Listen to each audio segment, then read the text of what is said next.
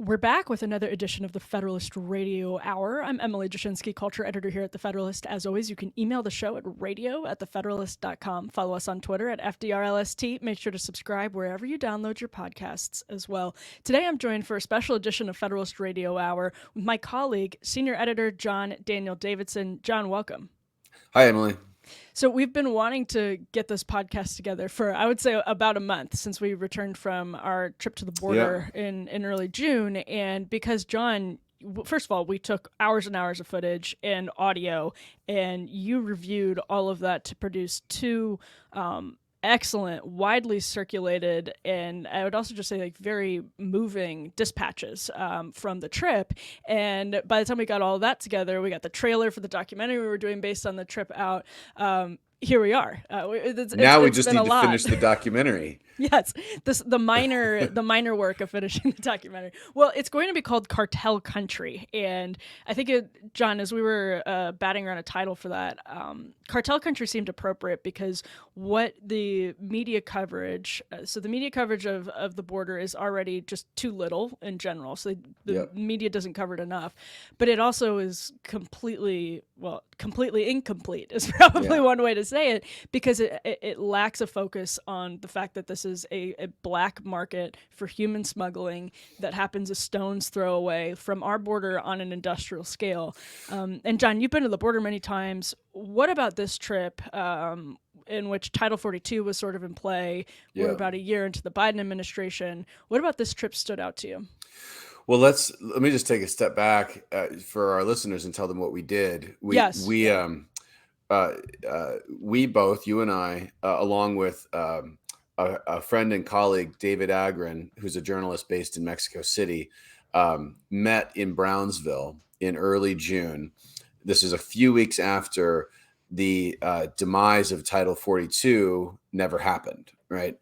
Title 42, which is the pandemic era health order that allowed U.S. border authorities to quickly expel people that they caught crossing the border illegally because of COVID, was supposed to expire on May 23rd. And that didn't happen. A judge ruled that they have to keep it in place for the time being. And so we wanted, part of the reason we went when we did is to see what the effect of that was, knowing that we're sort of in the middle of an ongoing record-breaking surge in illegal immigration. Each month now, it breaks the record set the month before. So, April broke, the record set in March, and May broke the record set in April. And I know that when we get the numbers for June, they're going to break the record that was set for May, for last month. So, or for May, that we're now in July. See how the time gets away. So we went to Brownsville because we wanted to go into Matamoros, which is across the river from Brownsville.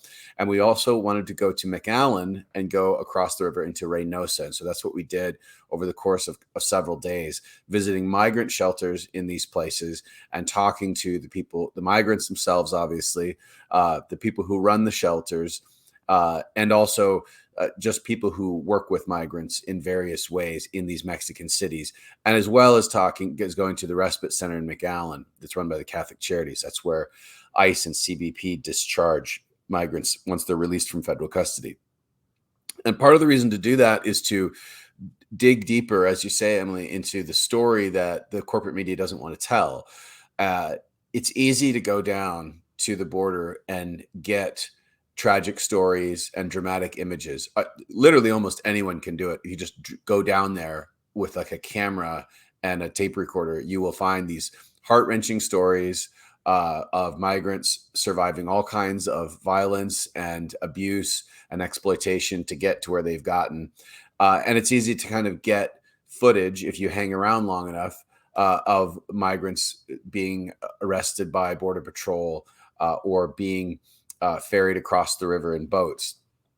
And I wasn't as interested in that because that story is low-hanging fruit, and it doesn't really get to the heart of what's happening there.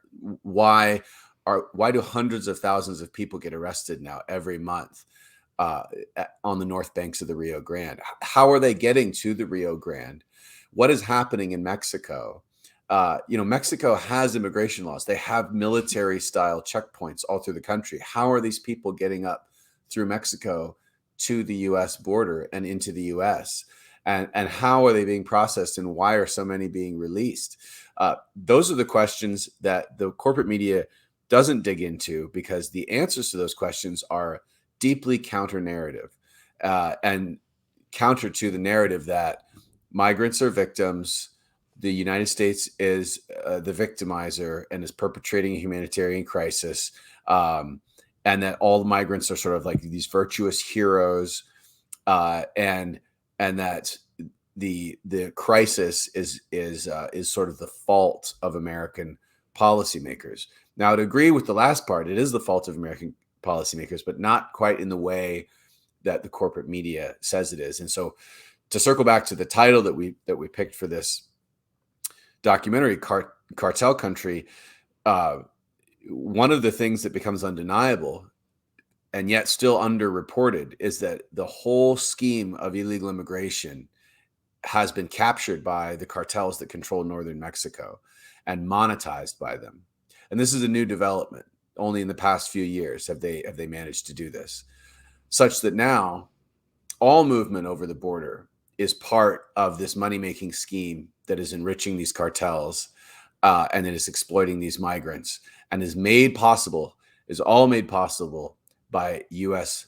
policies and the lack of the enforcement of U.S. immigration laws. I want to focus in on your point about migrants as victims, because that was really interesting from my perspective in the way they tell it. At some points, they're talking explicitly about the fact that they're escaping just economic hardship, and that doesn't qualify under asylum laws at all. Then in other cases, I'm thinking of Alba Luz, for example, who said her brother was murdered she's Salvadorian or Nicaraguan, murdered by a gang. She moved to another neighborhood. It was a threat to her family. And, I think there may have been ransom money involved, pay us, or this will happen to you. So they're fleeing violence, gang violence, organized crime, but that also doesn't qualify under asylum law. And it doesn't mean that they're not facing immense struggles. Right. And then they do go on to be victimized by the cartels in many cases, because we talked to however many people who went through kidnappings. And it's maybe more banal than it seems. They get taken into these houses, which are in terrible condition, but they basically just have to get in touch with a relative in the United States who wires them money via Western Union, and then the cartel lets them go. But the asylum law really seems to me to be the heart of the problem. It absolutely is the heart of the problem. It's the asylum law, and it's also our refusal to sort of enforce the asylum laws. And really, the first part of that is that it's a defective body of law, right? That is not able to account for what is happening now. The average wait time, if you get into the United States and you claim asylum and you begin an asylum case, it will take on average now 5 years for your case to wind its way through the immigration courts and for you to actually get a final decision. Now, the vast majority of people who begin this process do not get asylum. It's something like maybe 15% are granted asylum or less. And if it's different when you're talking about different for different countries. But for Central Americans, for people from Honduras and El Salvador and Guatemala, it's about 10 to 15%. So the vast majority do not qualify for asylum, but that's not really why they file asylum claims. They file asylum claims because they want to get into the United States and they want to start working. And if they can do that, they've accomplished sort of their goal. Almost all the people that we talk to, and this has been true for in the past 6 years that I've been going down to the border to talk to people. It's been true that almost everybody, whether they're a single person, a single adult, or they're there with a child or more than one child, they have other family members, a spouse, and other children back home in their home country, and they're trying to get in the United States so that they can send money home.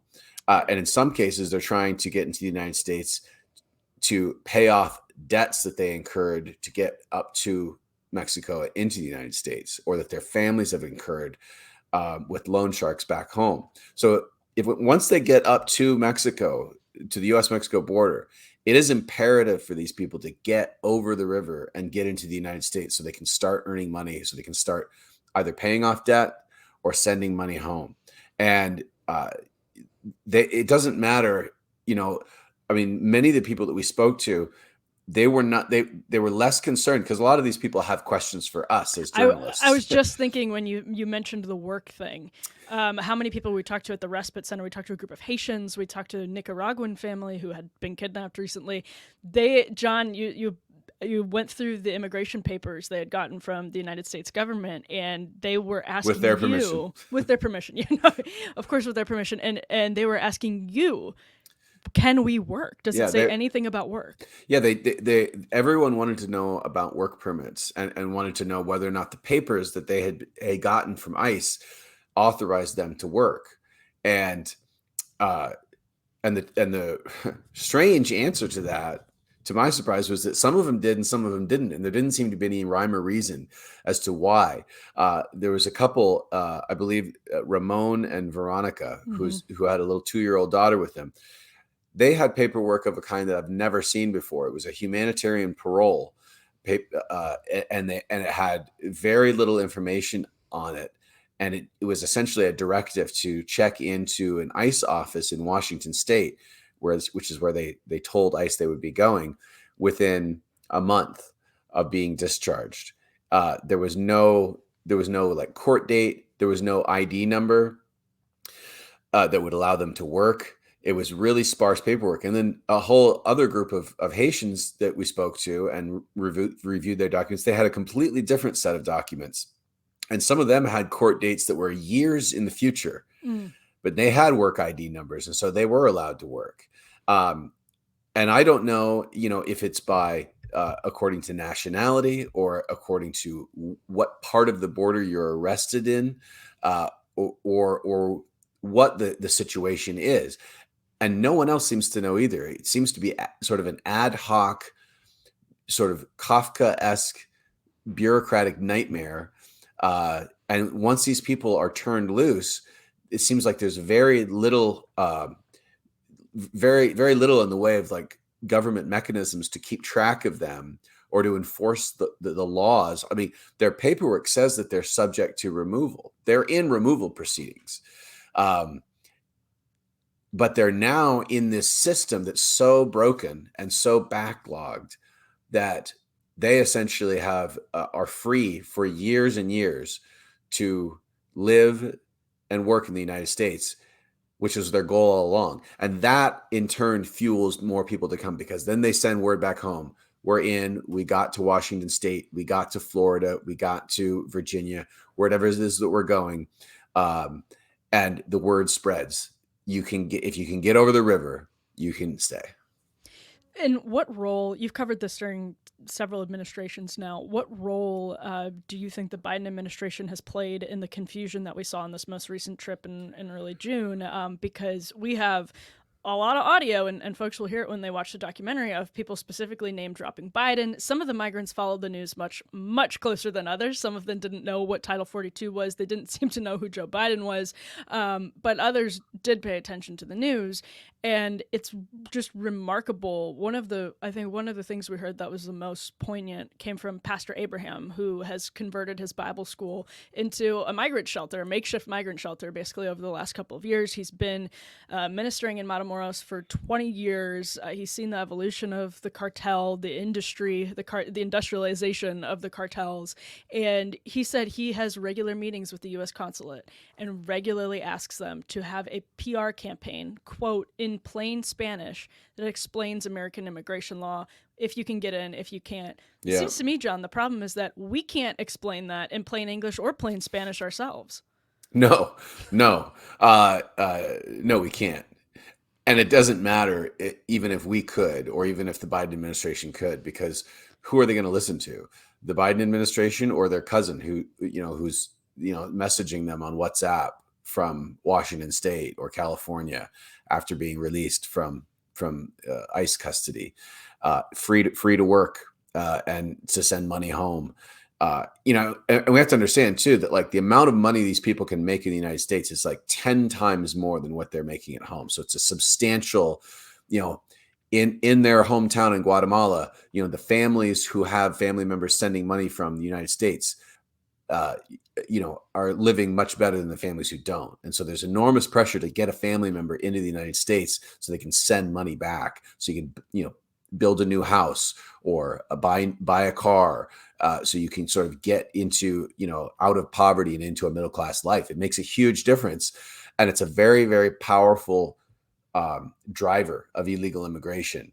And what we offer on our end is just this confusing morass of ever-changing policies and programs that no one, even in our country, can seem to keep track of.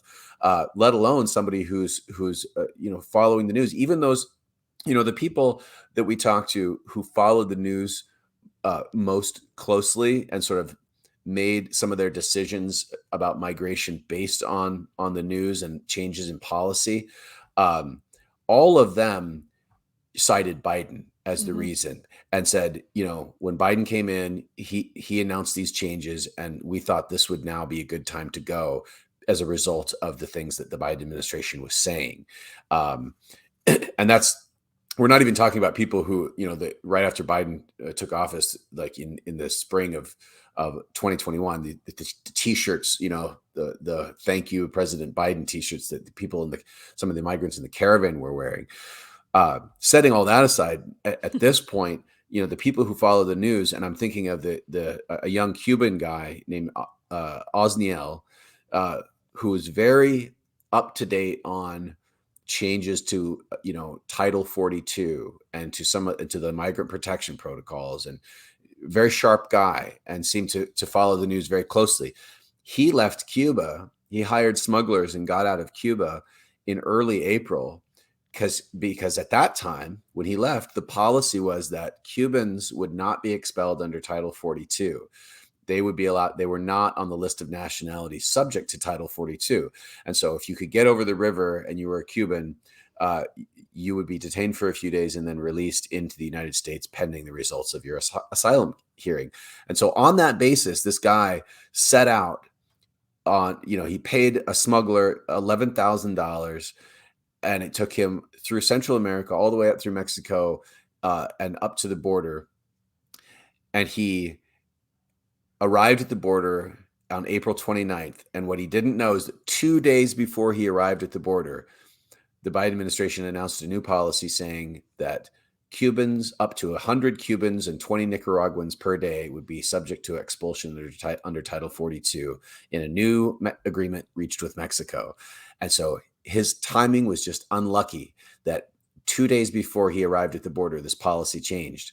And he crossed the border and he was expelled, and he tried to immediately cross the border again, and he was expelled under Title 42. And when we encountered him in Reynosa, he had been there, for, a month or so. And he wasn't sure what he was going to do because he was out of money. He couldn't pay the cartel in Reynosa to cross the border because he had spent all his money, and part of the package that he got for 11 grand was that he got to cross twice, and he crossed twice and he got expelled twice. But clearly for people like this, U.S. policy, Biden administration policies are the deciding factor for them in terms of when they sort of pull the trigger and decide to pay the smuggler and to get on the road to the U.S.-Mexico border. And Osniel told us this remarkable story. And again, it's very difficult to verify. John, you kept making this point over and over again. These stories are almost, they're frustratingly impossible to verify. They're heart-wrenching and tragic, and probably true in very many cases. But Osniel told us he went outside just to observe the July 11th protests in Havana last year. And the police beat him. He showed us a mark on his shoulder where he was beat by the Cuban police. And that's when he decided to leave. His family is still in Cuba. He's about 20 years old. He's just desperate. He said the situation in Cuba is never going to get better. We talked to people from Honduras who said the same thing was their motivation. It's never going to get better in Honduras. So we might as well take the chance. That's right. And, the same day that we met Osniel, and I wrote about this in my dispatch, our friend David got a call from him that night at about 2 a.m. He had decided, for whatever reason, to swim across the river, and he didn't pay the cartel, and he didn't tell anybody. He just left the migrant shelter, which sat on the river. The migrant shelter where he was right on the river, and he swam across the river near the international bridge. And he called David in a panic because he was afraid that cartel gunmen had followed him over the river and were hunting for him on the U.S. side of the Rio Grande. Now, David tried to assure him that that was probably not the case because of how close he was to the bridge. It was unlikely that any cartel members followed him over. But nevertheless, David said he would try to get a hold of the police and let them know that he was there, where Osniel was, and wasn't able to. He got a hold of the local police, and they said call Border Patrol. Wasn't able to get a hold of anybody at Border Patrol, and David kept messaging with him, throughout that night, kind of trying to tell him kind of where to go to kind of get to a place where he felt he was safer. And then around 5 a.m., his phone went dead. And David didn't hear from him after that for 10 days. And he popped up again after 10 days in Brownsville, Texas, and was raising money for a bus ticket to Florida. So he got out of there, but it sounds like just barely. If the cartel didn't pursue him over the river, I think that it's a safe bet to say that the cartel pursued him into the river, and that's why he was so afraid. And we heard, in Matamoros, we heard earlier in our trip stories when there was a migrant encampment downtown Matamoros. People who tried to swim across the river, the cartel would go out into the river and grab people and drag them back into Mexico if they hadn't paid. Mm-hmm. So this is a real, circling back to the title of this forthcoming documentary, Cartel Country is exactly what it is. That the border is under control. It's just not under the control of the U.S. authorities. It's under control. It's under the control of the people who run northern Mexico, and that are these cartels that have completely transformed illegal immigration into a money-making scheme, and they enforce it very closely. Every migrant is a customer of the cartel. And that's one of the interesting things when we were talking to Pastor Abraham again in Matamoros, and that the anecdote you just shared was from the Catholic shelter that we went to in Matamoros, where the director of the shelter told us, he said, we heard from people who crossed and were plucked out of the water by the cartel. So while they're in motion, almost on the shore, they're getting pulled back. And Pastor Abraham told us basically that the cartels don't bother him at his makeshift shelter because they aren't harboring customers anymore, because can you explain that a little bit more? Yeah, well, because Pastor Abraham is not trying to make money off the migrants. Right. But he told us he's not competition, basically. Exactly. Yeah. He said that if he started charging the migrants to stay at his shelter, if he started charging them for food, if he started making money off them in any way, immediately the cartel would show up at his shelter and say, we want a part of this. We need to be cut in on your profits here. The cartel considers any money made off migrants to be their money, or at least that's an industry in which they are going to get a cut. Because, as you say, they're all potential customers. Now, Pastor Abraham has a good relationship, not a good relationship. He has a working relationship with the cartel in Matamoros, because he's been there, running his Bible school and working as a pastor for 20 years. And he told us that a lot of the kids who went to his Bible schools as children have grown up to be sicarios for the cartel, and they're in the cartel now. So they know him, and they've known him since they were children, and they like him. And he told us that they know that he's doing good work, that they know the difference between the bad guys and the good guys, and they know they're the bad guys, and they know that he's doing good work, and so they don't bother him. But they don't bother him because he's not making any money off the migrants. And he also asked the coyotes and the smugglers not to come to the shelter and sort of solicit business from the migrants there. But at the same time, and this is where he was like, they don't do business here, but he was also acknowledging at the same time, they know that all their customers are here. And I remember at one point I asked him, I was like, well, do the migrants who stay at your shelter, do they engage in business with these cartel members and these cartel associated smugglers? Do you hear of them, leaving and being taken over the river? And he said yes. He said sometimes they leave and they're gone for a couple of days and they come back because they get expelled and they're like, oh, I hired a smuggler and it didn't work out.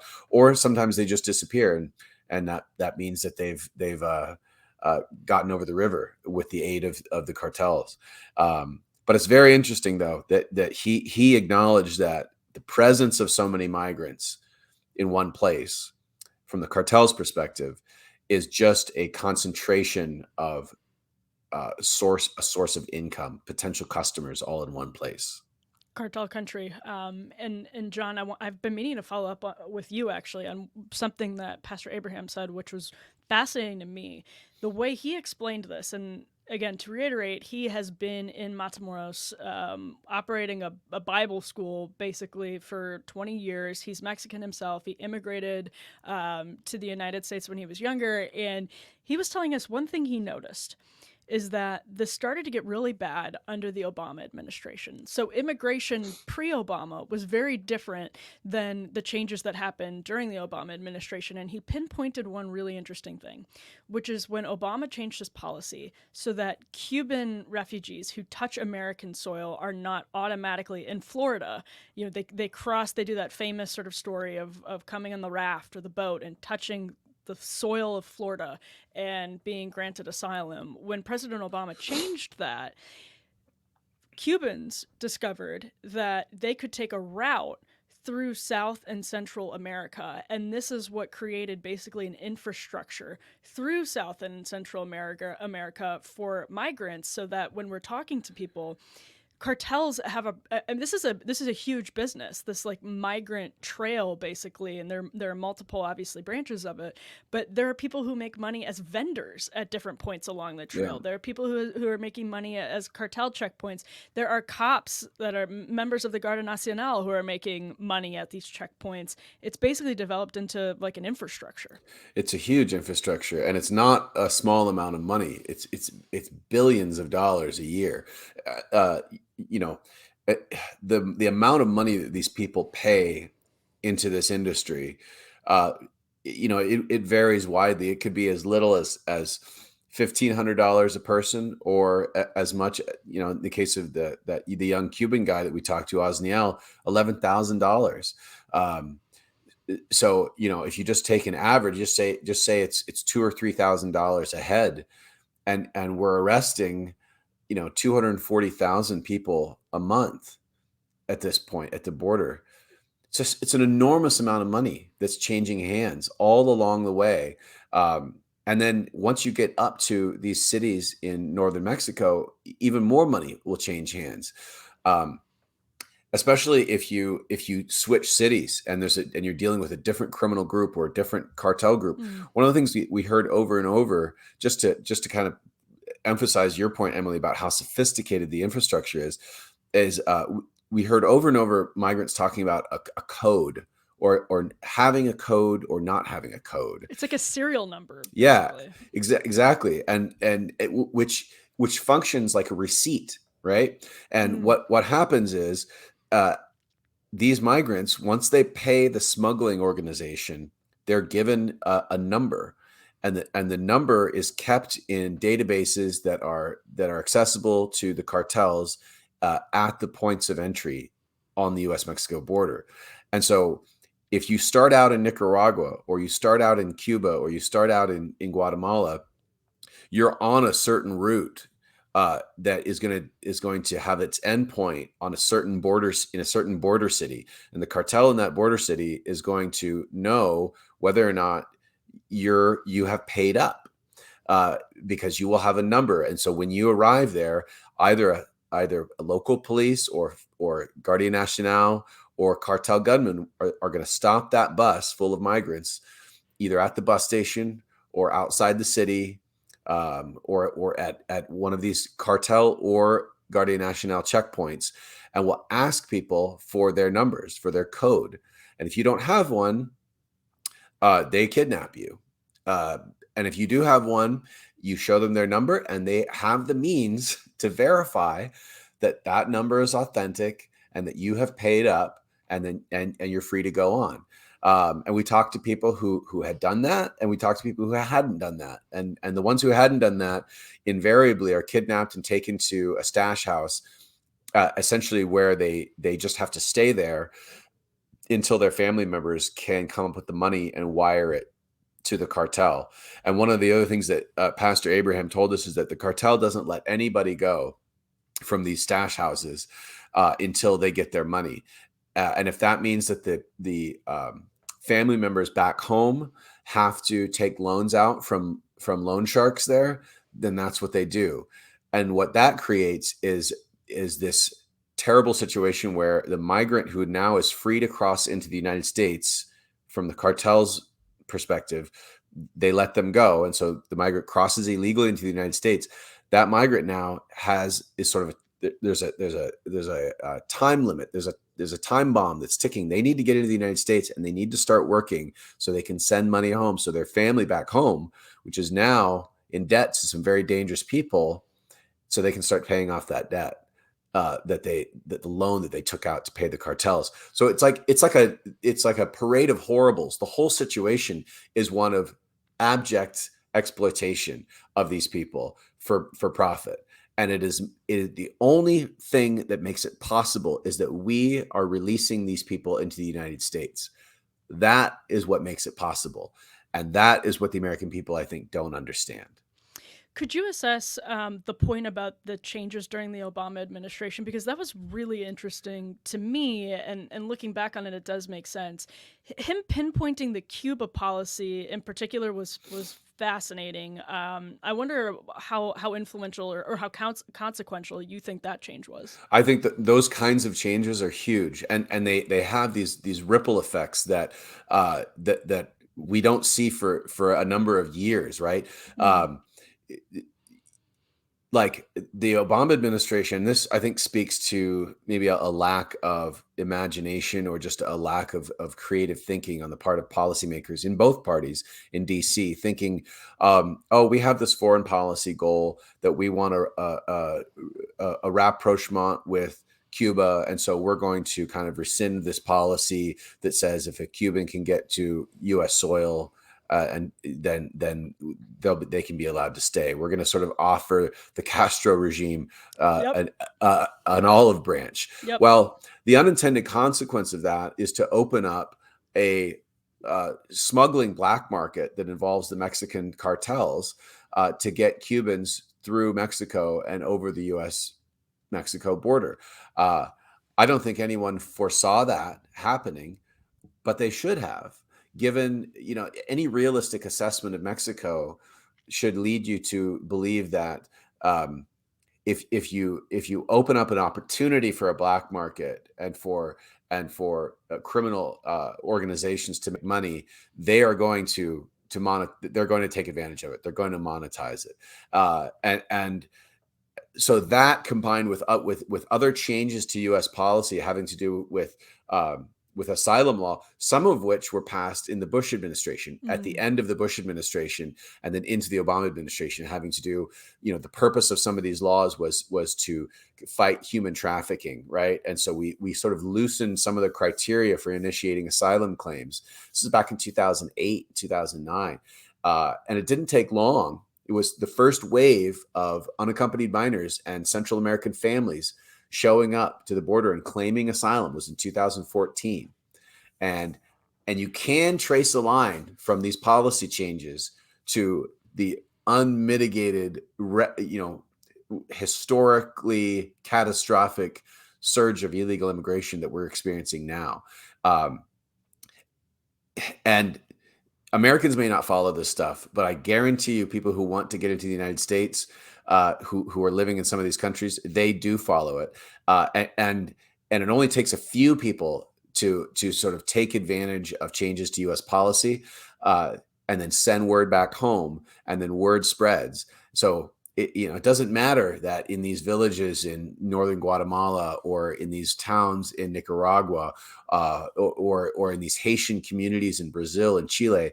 It doesn't matter that those people don't follow U.S. immigration policy. They know what they need to know, and that is, if you can get over the river, if you can get inside the United States, you'll be released in the United States, and that is all they care about. And let's talk about the Haitians, because they're such an instructive example, I think, of a lot of this. It seemed to me, and I think the numbers bear this out, that we were able to obtain in Matamoros and Reynosa in particular, the Haitian migrants are the biggest percentage of the population. By far, yeah. Right, yeah. And you can see that. And, they have this reputation as being kind of hustlers, hard workers. They're there, they're willing to, work at the car wash, work at the fast food joint, whatever it is. But that said, they're a particularly interesting case study because they have been living in countries that are much safer and economically sounder. Maybe they're not wealthy countries, but they're not Haiti.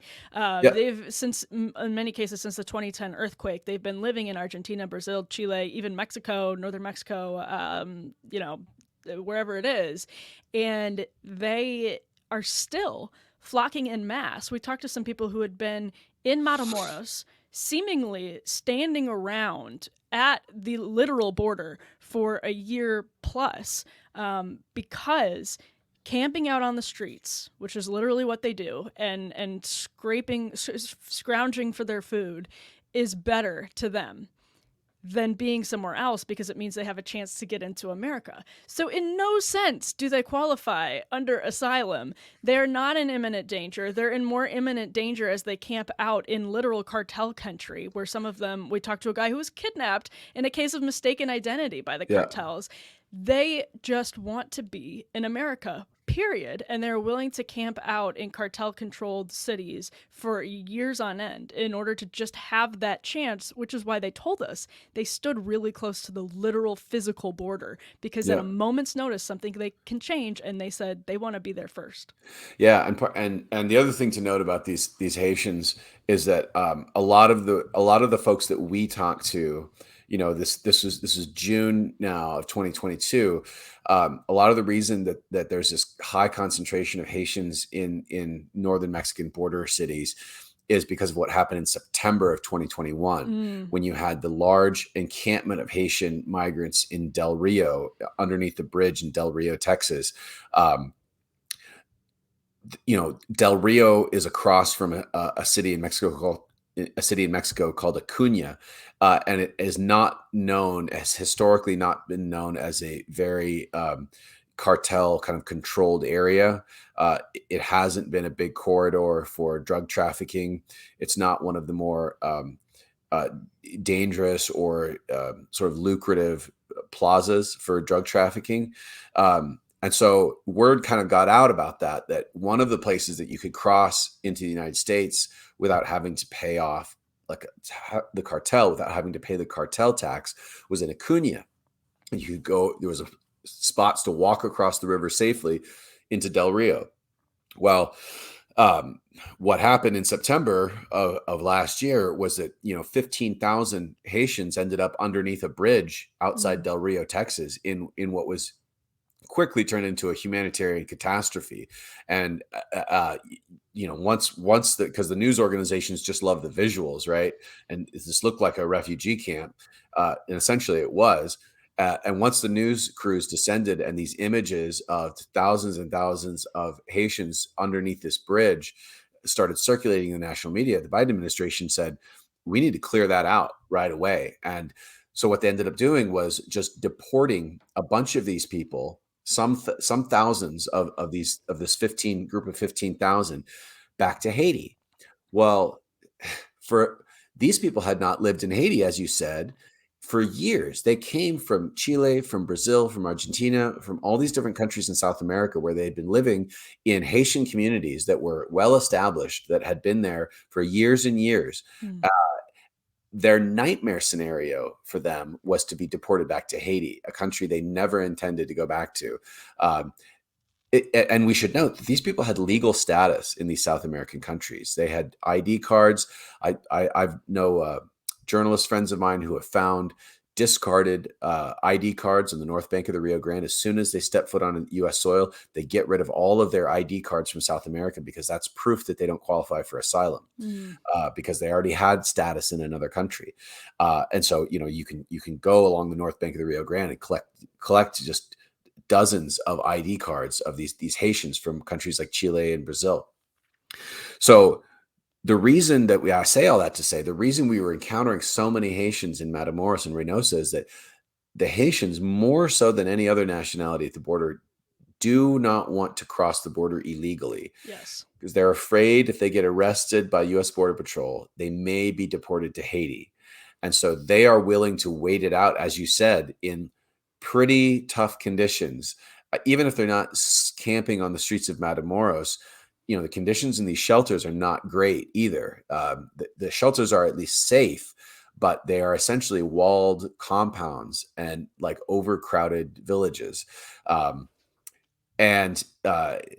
having come up to the U.S.-Mexico border, being so close to kind of like the dream of getting into the United States, these Haitians are not willing to risk deportation, because word spread of that through the Haitian community, the Haitian migrant communities, like wildfire, when 2,000 or 3,000 of them from that Del Rio encampment were deported directly back to Haiti. What happened there was that as soon as word got out into that encampment that they were putting people from the encampment on planes and flying them to Haiti, the vast majority of that encampment dispersed back over the river into Acuna, into Mexico. They fled because they didn't want to get arrested and deported by U.S. Border Patrol. They didn't want to go back to Haiti. They would rather go back into Acuna and find another way, in northern Mexico, try to figure out a way to get a lawyer to wait it out, wait for U.S. policy to change so that they can get into the United States legally,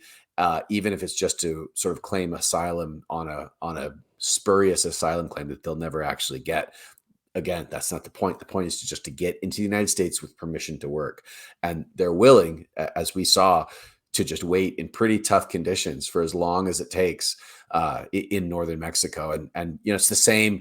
We were in Matamoros and Reynosa. It's the same in Juarez. It's the same in Acuna. If you go to any of these border cities, you will find Haitian communities of migrants that are just Tijuana. waiting. Yeah, exactly.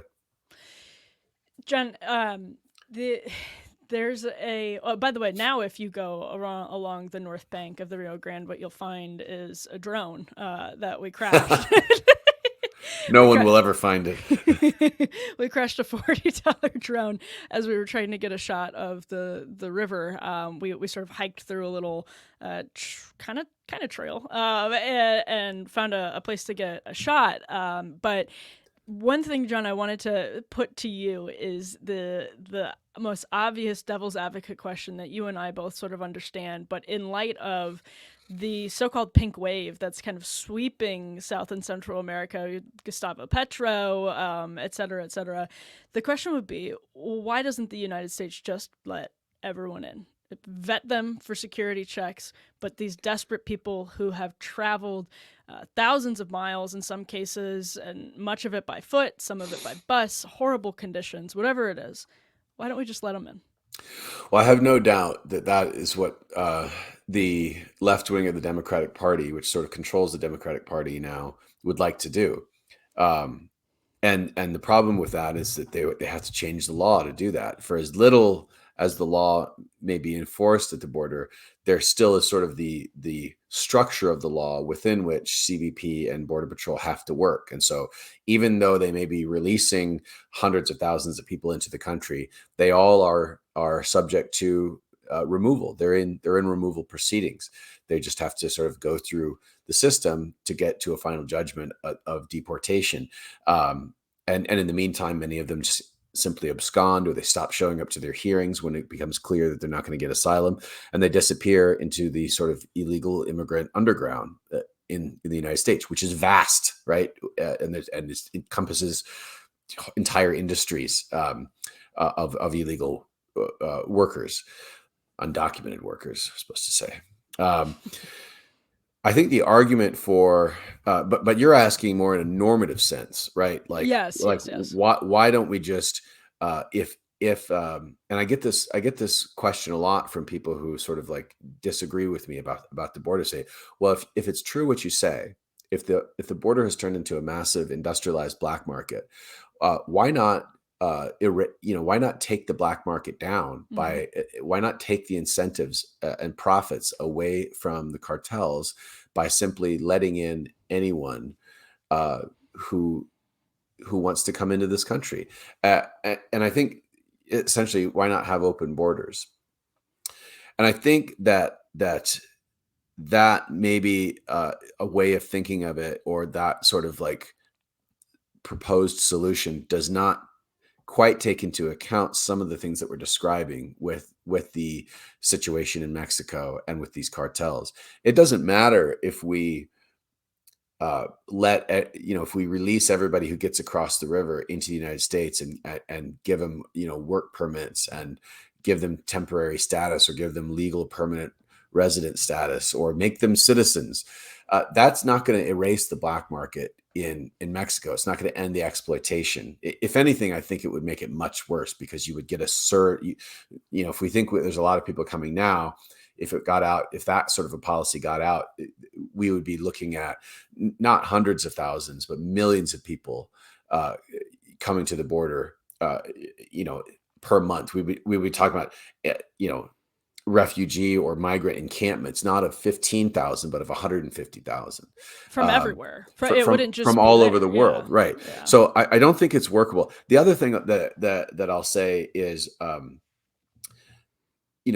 we're going to talk about this from a normative perspective, or what we should be the case, our immigration laws and our border policies should serve the American people first.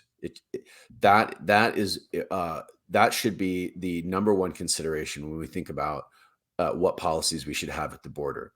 The United States has, even if we did perfectly enforce our immigration and asylum laws, we have the most generous, the most liberal immigration regime anywhere in the world. If you try to cross the border in another country illegally, you'll get shot. And not just in China or North Korea. If you try to run across a border and enter another country illegally, in most parts of the world, you will just get shot. And I'm not saying that's what we should do here, but I'm saying we need to understand in context what it means to have a border policy or immigration policy and a border security regime, and how far outside the norm the United States already is. Our immigration laws have not substantially changed since 1965, when they introduced sort of family migration, or what they call now chain migration. We don't have immigration system that's based on sort of the needs of the American economy, that's based on a need for workers, or that prioritizes the economic health of the United States. And I think that from a normative perspective, that is what other countries do. That is what most other countries have always done. The idea that we owe the world entry into the United States is a utopian fantasy, and it's a dangerous one that creates, as it is already doing, enormous amounts of misery, exploitation, and violence on our southern border. And to the extent that we buy into that, and propagate that way of thinking and promulgate those kinds of policies, we will see a deepening level of violence and misery and exploitation at our border that will make what we have now, seem like nothing. Hmm. John, is there anything we didn't cover from the trip that you think we should make sure to mention? If we didn't cover it, we will cover it in the documentary, Yes, it'll which be is there. coming out later this month. Okay, so then my last question is, as we're sort of gearing up for a Republican primary, it could go in many different directions. There should be, a conversation about what a Republican administration, since basically we right now have open borders via the administrative states, Yeah. the regulatory regime. In a new Republican administration, Republican president, we can even include Congress in this. What are policies that you can think of that would be pretty big solutions to what we're looking at right now? The first thing I would say is that you have to have a Congress and a White House that are willing and able to work together to actually change law, to change the law, and especially to change asylum law. We have to make it. We have to fix the sort of the backlog that we have. We have we have the most insane system you've ever heard of. But we have to get stricter with asylum, not just with granting asylum, but even initiating an asylum case. That is an incentive that's so powerful that drives as a draw factor for the rest of the world. Knowing that if you can just get into the United States and initiate asylum claim, you can stay. What did we see when the Trump administration instituted the migrant protection protocols, the Remain in Mexico program? Suddenly that incentive was taken away and the number of illegal crossings plummeted. Mm. People respond to incentives. One of the most frustrating things for me is watching the corporate press cover the migrant crisis and the border crisis, is that they treat migrants like they don't have any agency. Yes. Like they infantilize migrants who undertake these epic journeys that like none of us would probably survive, right? So Right. obviously these people have incredible amounts of agency and grit, and they're smart and they're savvy and they're survivors, and they're smart enough to understand that if there's not a reasonable chance for them to get into the United States, they are not going to go into debt. They're not going to put their family in debt. They're not going to sell their house and their farm and everything they have to pay a smuggling organization to get to the United States. They won't do it. And To so endure kidnappings and it, any kind of violence they'll almost certainly encounter along the way. exactly, they won't take that risk. So we have to return to a policy of deterrence. And we saw different forms of that during the Trump administration. We have to deport people. The message getting back to these sending communities in these sending countries has to be that if you try to get in illegally, you will not be allowed to stay. The only people that are allowed to stay are those who come in through legal channels, and that will require an overhaul of our immigration system. It will require drastic change in policy. In the meantime, it will require the kinds of programs and policies we saw during the Trump administration. Not that any of those were perfect, and not that's what we have to sort of replicate or bring back, but that way of thinking about the border and and that way of thinking about migration, and having sort of like a modicum of respect for the agency and the wherewithal of the migrants to know that they do respond to incentives, and if they believe that our policies will let them into the country, and if our policies actually do let them into the country, then nothing will stop them. Nothing will stop them from coming. Hmm. John Daniel Davidson, senior editor at The Federalist, thank you so much. Thanks for having me, Emily. Make sure to watch Cartel Country when it comes out. We'll have more updates for you as we get closer to the release. We're working on editing it right now. There's a lot of just incredible, I think, conversations, and you get to hear from all of these people we've talked about, all of these characters, Pastor Abraham, Alba Luce. You'll hear from all of them, see them, and you can make up your own mind when you hear from them. So that'll be out soon. I'm Emily Jashinsky, culture editor here at The Federalist. We'll be back with more soon. Until then, be lovers of freedom and anxious for the fray.